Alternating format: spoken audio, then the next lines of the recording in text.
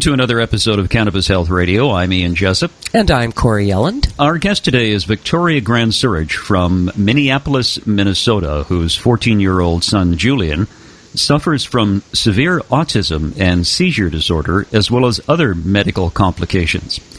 In February of last year, the boy became extremely aggressive and was having rages. Eventually, the rages turned into life-threatening self-injury. Julian was hospitalized 3 times between October of last year and January of this year. Victoria, when did you first notice that something was different in Julian's development? When Julian was first born, he had some difficulty with colic and even latching onto the breast. And he was just a little bit off as a baby. But I do feel that Julian is a vaccine-injured child, and I did receive a flu vaccine while I was pregnant, as well as several RhoGAM shots. And so Julian wasn't 100% at birth, but he was developing very normally up until his first birthday, when he received the MMR vaccine and several other vaccines. And then shortly after that, we started to notice that he was regressing very, very rapidly. So Julian is a case of classic vaccine injury, and within a year of that time, he was diagnosed with autism. You know, I've heard a lot of stories of parents who've had children and their children were fine until they started getting these multiple vaccinations. And you are a perfect example of that. It's very unfortunate, Ian. And, until people start believing the parents, we're still looked at as, crazy. And it's ludicrous, because the rate that autism is going up in our country and in our world is absolutely astonishing. And there's no mystery. It's the vaccines. That's my opinion, and the opinion of many other parents like myself. Have you talked to many parents who have had vaccine-injured children? Oh, thousands and thousands and thousands of parents. And I am connected with many of them, both in my everyday life and also on Facebook. And I keep in touch with them, and I go to conferences with them regularly. And so my belief is that Julian suffered from brain encephalitis, and that brain encephalitis has been causing him a great deal of discomfort all through his life. Now, tell me what a typical day was like for you with Julian. Prior to starting cannabis? Yes. Well, when Julian was younger, he was extremely hyperactive and always seemed to be in pain and discomfort. He's had both gastro issues, as well as he started having grand mal seizures when he was about 8 years old. And he would have sometimes 30 or 40 of those a day for a few years. They slowed down a bit. He still has motor tics, and he has, absence seizures regularly. Julian is mostly nonverbal. He has some language, but he's not conversational. He can make some of his needs known. He's had difficulty with sleeping, so it's really a 24/7 job with him. But he had always been an extremely affectionate and happy person with autism up until February of last year, when he had turned 13. It's my belief that when puberty enters into the picture and there's more testosterone surging through their veins, and they also have the brain encephalitis, that it causes terrible headaches. And so Julian was trying to show us by raging that he was in pain, and I always knew that it was pain with him. And then as the year went on, he began to turn the rages towards himself. I didn't think there was anything worse than watching him attack my husband or having him attack me, but I was wrong. Watching him hurt himself was the most horrendous feeling in all of my life. Well, Victoria, we've seen the photo of your son in hospital, and it's gut-wrenching. And the before and after picture, it's really actually quite amazing, the change in him. And it's only been 3 months that he's been on cannabis, so I really think that it saved his life. I mean, it got to the point with him where we had him in helmets. I mean, he would wear 2 helmets, a rugby helmet tight to his head and then a boxing helmet over that. He was trying to place heavy objects on his head all the time, whether it be couch cushions or weighted blankets or, whatever he could do to get pressure on his head. I knew he was in pain. And, the doctors in the hospital in Minneapolis here, they really did their best, and they tried to partner with me. We ran a lot of tests. They weren't able to find anything concrete. I told them that I believed that it was head pain and migraine head pain, and that I felt that it was encephalitis. And they couldn't totally disagree with me, but there was no way really to prove it. And when I told them that he was a child who had vaccine injury, they didn't dispute that. But for them to admit that the vaccines caused this would be to admit that maybe they're not totally safe, which I think we all know. But, they basically left me with no hope in the hospital. They really wanted to help, but there wasn't anything they could offer me. The only things that they offered me were psychiatric medications, which I was so desperate at one point in October, I actually even tried putting him on some risperidone, but it didn't do anything at all. They offered me gabapentin, which is a seizure med that's also used for neuropathic pain, and that didn't stop anything. So they just kept sending me home with him, and he was unsafe. And every time he would hurt himself to the point where I couldn't keep him safe at home, 911 would be called. We would take him by ambulance to the hospital. They would admit him. And by the third time, I was like begging them for a better solution. And I said, I can't put him on opiates or narcotics because I'm not making my son into a drug addict. And we all also know that opiates have a very debilitating effect on the gastro system. I mean, Julian has motility problems to begin with. And we know that opiates cause constipation. They're so addictive. It's not anything that I would want for my son. So I started asking them if they knew of anybody that would write the prescription for medical cannabis for him, because he does have the qualifying condition of the seizure disorder. He also has uncontrollable muscle spasm and motor tics, so that's another qualifying condition. So he has very Tourette's-like behaviors, which is also a qualifying condition here. So he qualified on 3 different levels, but unfortunately, autism is still not a qualifying condition in my state, which is terrible, and I'm going to be working very hard to try to get that changed, because I do have so many friends who have autistic children who are also suffering. And, whether it's pain or behavior, it doesn't matter, right? Because if you find the medicine that stops the pain, if you find the medicine that stops the behavior, then that's going to keep that child safe and living at home and free from harm. I mean, my son had fractured his skull in 6 places and had terrible tissue damage. So wouldn't it be great if we could get that as a qualifying condition in Minnesota? And I'm really going to work hard for that, because these kids, whether it's pain or behavior, and I know it's pain, they deserve better than what they're getting right now. And he couldn't have gotten cannabis had he just had autism. He had to have one of the qualifying conditions. Sorry to interrupt. How did you first stumble upon cannabis as a possible, as something that potentially could assist him?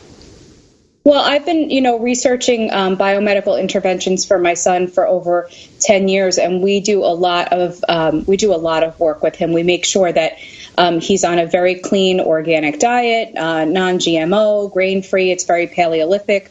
Everything's organic that we feed him. I go to conferences every year in May. I go to the Autism One conference. It will be held in Colorado this year in May, and that's done by the Autism Research Institute. And so I've just been researching every intervention that I think would be applicable for Julian, and there's been a focus on cannabis the last few years.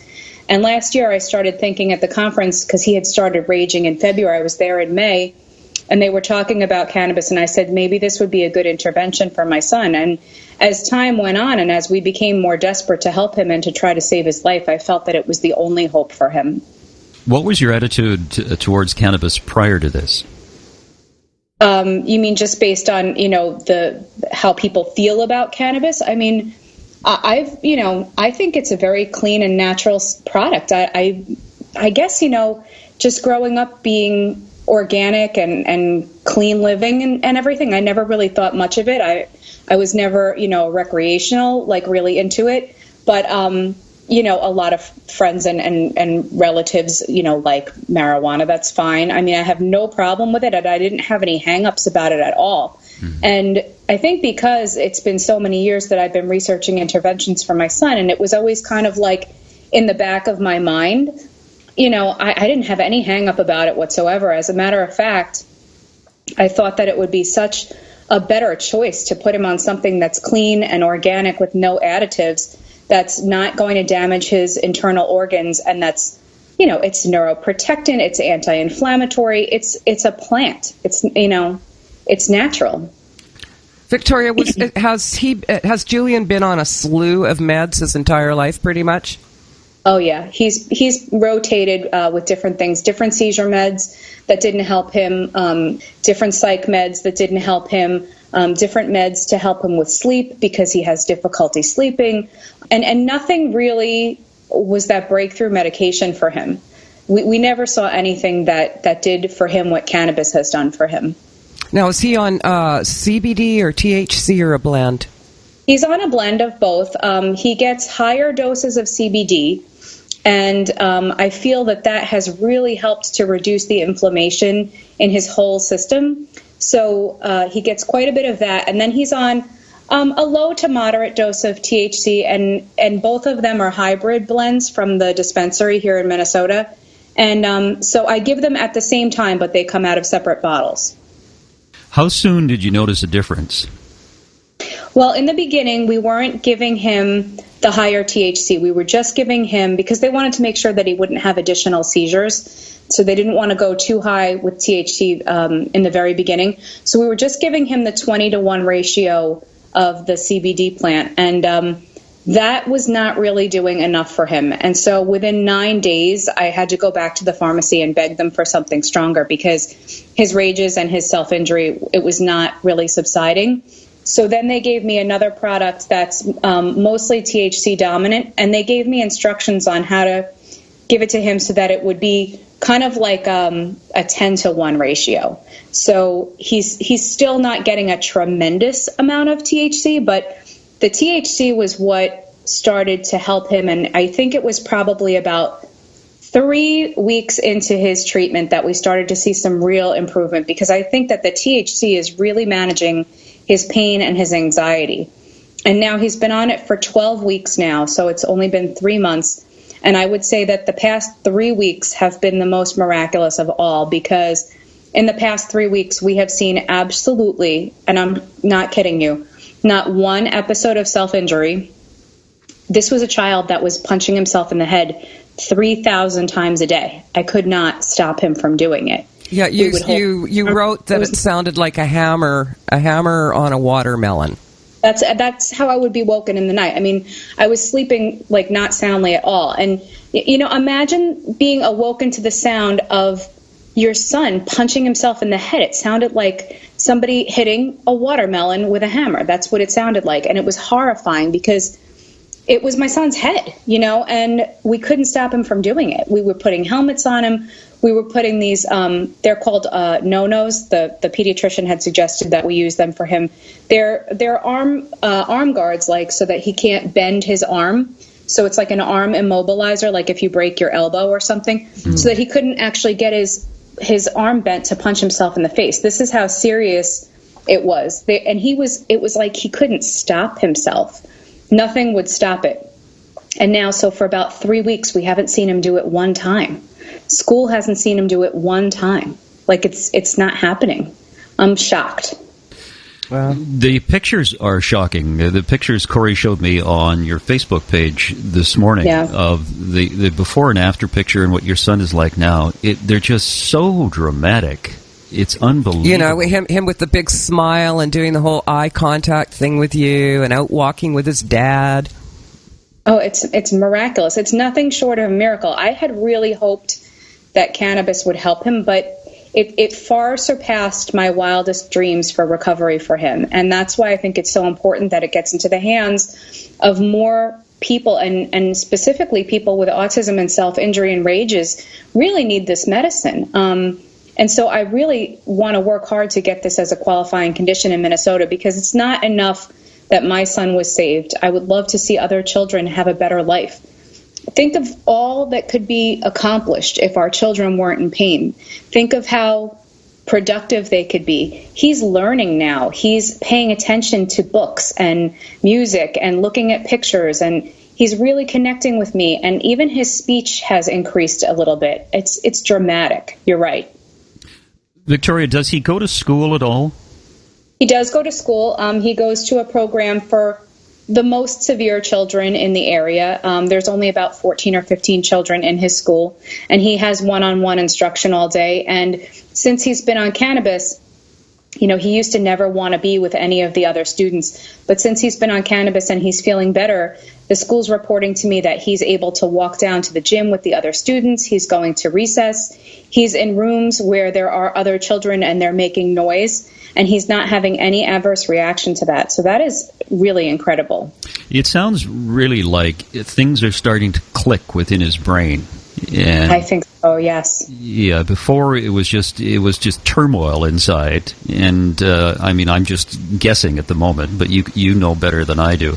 But once he received the cannabis, the high THC, and things started to relax, and he could function. Correct. I mean, imagine how you would feel if you were trapped in a body that was in pain constantly, and then not only that, but you didn't have the expressive language to tell others that you were in pain, and then people just wrote you off as having bad behavior. Imagine how debilitating that was to his self-esteem, to his confidence. And you can't learn anything when you're in excruciating pain. And it's really amazing to see. One of the things that he's doing again, which he used to do, he was always an affectionate boy before all this happened, but one of the things that he's been doing is he's showing all of the people that are in his life how happy he is by making very deep eye contact and giving hugs and so much affection, almost as if to say, like, thank you, Mom, thank you, Dad, like, I feel better. And so I constantly talk to him, and I tell him that I never gave up on him and that I always believed in him, and I always knew that he was in pain, and I'm sorry that it took me so long to figure out what medicine he needed to help him. And I said, please, honey, just forget about those bad times now, because it's over and you're not going to feel like that anymore, because we have the right medicine for you now. And he gets really happy when I say that, because receptively he understands everything. He's just expressively not able to articulate his feelings. Victoria, it would be interesting to circle back to you in 6 months and see where your son is, because I have a feeling this is just the beginning. Certainly with the experience that I've had with children with autism, and even the people we've interviewed, Ian, it's amazing how much further that he's probably going to come. That really gives me so much hope, Corey, because, he is so severe, and I hope someday that he'll be able to have something that he enjoys doing, whether it be a job or a day program. I'm very realistic about how severe my child is, and I accept him totally. I just don't want him to be in pain and to be sick. And so if he could manage to get some skills and be able to take a little bit of care of himself and get some self-help skills, we've been working on all these things, but it's been terribly difficult for him. And so I think that if he's feeling good, he's going to be able to learn, and he can be so much more productive. So I think it'll make all the difference, yeah. Think of my son as just being one kid, and think about the hundreds of thousands of kids that are being diagnosed with autism every day. And if they could feel better, because I think what a lot of people don't understand is that autism, especially severe autism, is often medical, and it's, in my case, almost always medical. Every parent that I know who has a child with severe autism has a similar story to mine. And so if we can get them feeling better, shouldn't we do that? And, I know he was vaccine injured, but I don't want to live there because I feel enough guilt over that. I want to live in the solution. I want to live in what we can do to make it better for him and others like him now. We had a 4-year-old who was completely nonverbal, and we got him started on a CBD THC blend, and that child actually started talking. How beautiful. And something I wanted to mention to you before I forget, I'm talking just seizures now. I'm not talking about autism. We'll see children whose seizures are controlled really, really well with CBD, and then when they hit puberty, all of a sudden their seizures aren't handled anymore with CBD. When we throw THC into the mix, then the seizures are handled. Interesting. Very interesting. I mean, I am still seeing a little bit of breakthrough seizure activity, but it's not, he's not having tons of grand mal seizures like he did when he was a bit younger. He would have, 30 or 40 tonic-clonic seizures a day at times. But now it's a lot of like the facial and motor tic type things, and his body it jerks uncontrollably at times. And I can see like muscle spasming. Things just don't function properly in my son. And I think that the cannabis has made a world of difference. I mean, even right down to something like his bowel motility. My son has had constant and chronic constipation issues all his life. And we've had to have a whole protocol to get him to go to the bathroom. And just the anti-inflammatory properties in the plant have helped him to have so much better bowel movement. You know, each day he's having a really formed, and, you know, I know it's kind of like icky to talk about, but it's so important. I mean, think of the pain that these kids are in when they can't move their bowels properly. And this has helped him with all the inflammation in his body, and now his GI is working so much better. The doctor was ready to put a port in, one of those ACE ports, and I said, let me just see if the cannabis works. And sure enough, we don't need to modify my son's body and put an ACE port in now. What has the medical community's reaction been to your use of cannabis and the difference it's made in your son's health? Well, that's an interesting question. The doctors from Children's Hospital in Minneapolis were, they were really collaborative, and they were very kind people, but they were unable to prescribe this or get this for me. I had to go to a private practitioner for it. And I have kept in touch with them, and I have sent them photographs of him and how he's doing now, and they've been really excited. And one of his doctors, this neurologist, she's a really nice lady, she wants to learn more now because she's intrigued. She has a lot of kids that she works with in her practice who are self-injurious, and she wants to see if maybe this can help them too. So I'm glad that at least it's making a dent. I feel that my son's story is something that has to be heard, because maybe it will change people's minds about cannabis and what can be done to help these children. Yeah, you have a very wise neurologist there who has a very open mind and is willing to learn, whereas some of the other people in the medical community just put their hands over their ears and don't want to hear about it. So you're very, very fortunate in that regard. I want to ask you a question. In a note you sent to us, you referred to those who judge you or tried to silence you. What sort of negative reaction have you received? Oh, well, the principal from my son's school and another administrative person started poking around and violating my HIPAA rights and asking a lot of questions to people, actually somebody that works in my home, about what was going on in my home. And it was very evident that they had a problem with my use of medical cannabis for my son. And a couple of weeks ago, and now, mind you, I want to tell you, he's getting so much better, and everyone at school can see it. But I felt very ambushed at a meeting one day, and they were asking me a lot of questions about the cannabis. And I said, this is his medicine, and you need to give it a chance to work. And within a short time after that, and he was getting better, I get a phone call one day from Child Protective Services that there's a call that's come in about me and about my family and our abuse or neglect of my son. And of course I was horrified.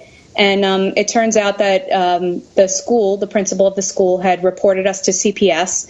And, of course they came and they thought that we were great parents and everything was dismissed. But they actually made up lies about us. They told CPS that we were keeping him in 4-point restraints and restrained in his bed, which was a lie, and that we were giving him 5 enemas at a time, which was also a lie. And, they were investigating us for things that were completely fabricated. And I believe, and it was the belief of the people from CPS, that the call was made in judgment because of what we've decided to use as his medication. So I have filed a formal complaint against the principal of the school and against the other administrative person. So that was pretty horrifying.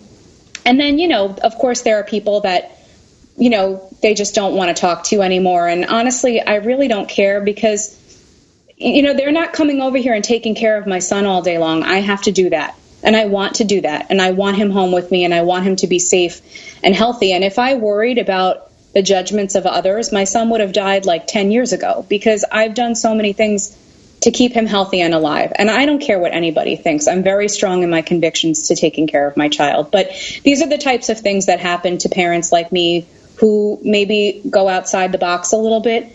And, being a trailblazer is sometimes a very lonely journey. But you know what? It's my journey, and I'm very passionate about it. And I think that someday Julian's story will change the world and hopefully help others in their recovery.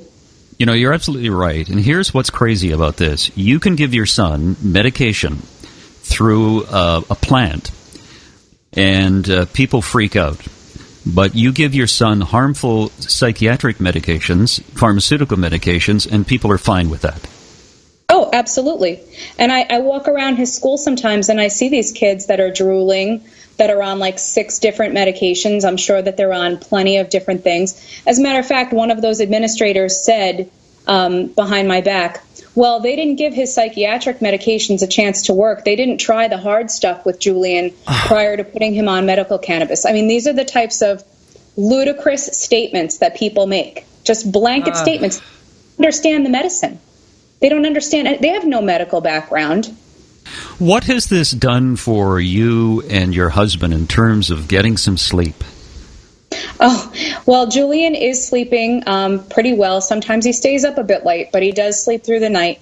I just feel like a huge weight has been lifted. So I feel like my son is out of pain, and I feel like I can rest. And honestly, it's just been such a short time that he's been feeling better that I think all the adrenaline is kind of starting to subside now, and I'm finally starting to relax. I mean, I was running on adrenaline for like a year, and so I feel constantly exhausted now because I'm not in that fight or flight mode all the time. So pretty tired. One of the things that Corey and I have discovered, Corey discovered this far sooner than I did, but people who have, parents who have children with epilepsy and issues like Julian has, really suffer from PTSD. Absolutely. Yeah. And I think you probably are a victim of that as well, Victoria. Absolutely. And, you know, it's funny because PTSD is a qualifying condition here in Minnesota to receive medical cannabis. I'm sure I would probably benefit from it greatly, but it's not really something I'm going to pursue right now for myself.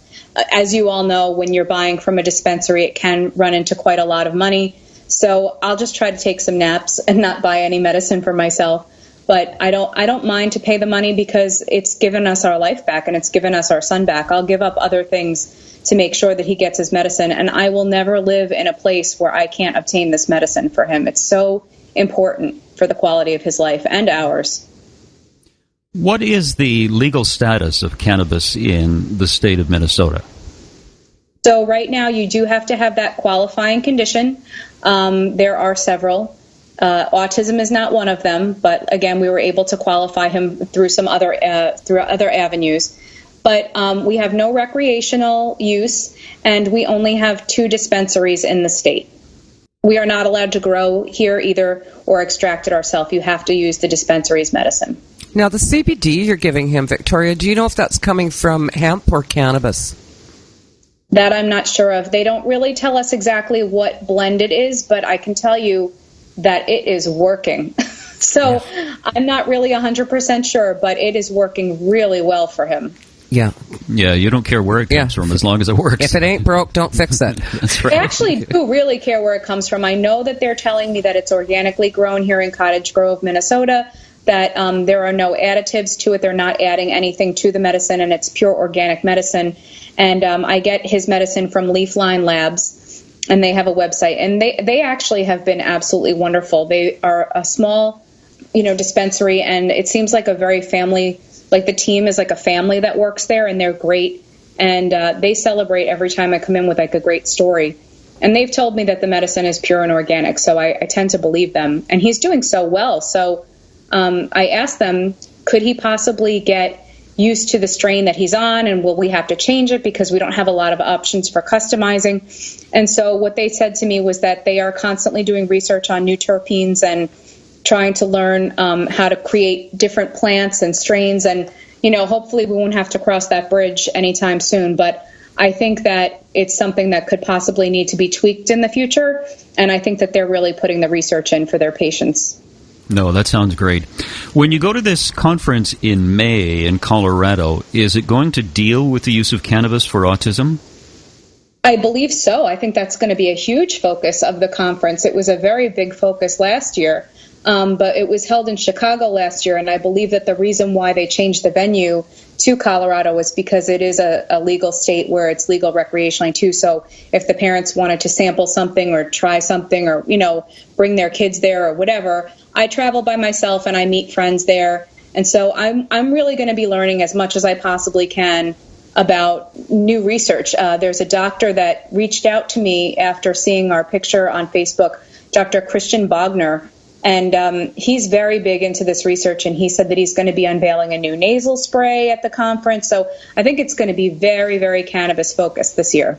Victoria, it's a wonderful story. It's tragic what you had to go through and what Julian had to go through, but it is so encouraging that he's getting better and life is changing for him. And hopefully with the use of cannabis, he will improve and continue to improve and grow up to be just a wonderful adult. Oh, thank you so much, guys. It was really a pleasure to do this call with you today. And I hope that maybe somebody out there who's struggling like my son can get some hope from our story and maybe get this miraculous plant for their children and for themselves if they need it. Thank you, guys. Yeah, thank you, Victoria. We very much appreciate it. I appreciate you giving me this opportunity. And that's it, another edition of Cannabis Health Radio. Wherever you are in the world, thanks very much for listening. You've been listening to the Cannabis Health Radio podcast.